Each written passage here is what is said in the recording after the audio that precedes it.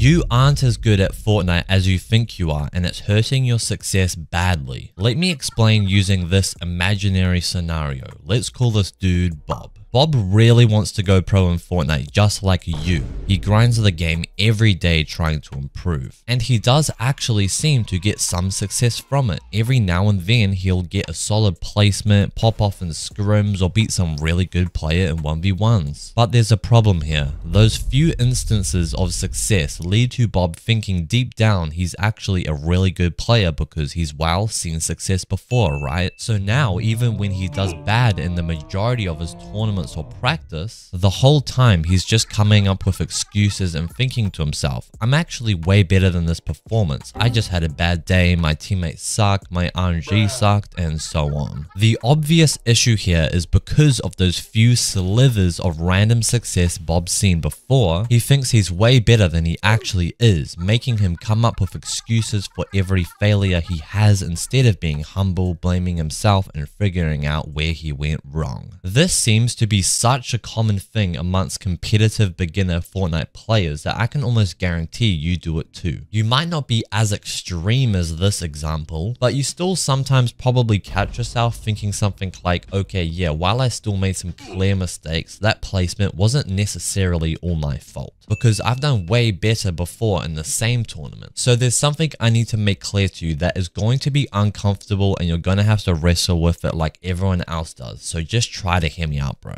Every single placement you get is because of your current skill at the time. If you got 7th place, it was meant to be. If you got 893rd place, it was meant to be as well. Even if those were the same 2 Cash Cup qualifier tournaments back-to-back weeks. It sounds crazy, but let me explain. Every little scenario that you come across in tournaments, like people you come across, different zones, different decisions you need to make, etc., are always insanely different game to game and especially tournament to tournament, right? So what I'm trying to say is that during one tournament, you could just come across a bunch more scenarios than usual that you are actually comfortable and can deal with your current skill set. So you place like 38th in that tournament. But then next week, play the same Cash Cup, but instead you come across a bunch more situations than usual that you aren't comfortable with and can't deal with your current skill set, and boom, you come 893rd. You deserved that placement because you just couldn't deal with the situations and scenarios that tournament threw your way. Every player, even the pro players, have tournaments where they pop off, or some tournaments that they do average, or even tournaments they do terrible in. And in every single one of those tournaments, the placement they got was meant to be with their current skill set. The difference for the pros is that their pop-off tournaments are way better than your pop-off tournaments, their average tournaments are way better than your average tournaments, and so on. Okay, Vujcich, but what about team game mode tournaments? Well, yeah, as long as you're playing with someone that's somewhere near your skill level, this whole thing still applies. Because almost everyone else in the lobby, your competition, is playing with someone that is roughly their skill level too. And they are also playing with the same trash meta, map, or stupid bugs as you are. The biggest thing I want you to remember from this video is just that whatever you place in a tournament is exactly what you deserved. And then because of you humbling yourself like that, you'll start to learn way more from your failures. So it's up to you. Will you stay delusional like everyone else, or will you instead swallow your pride and start improving today?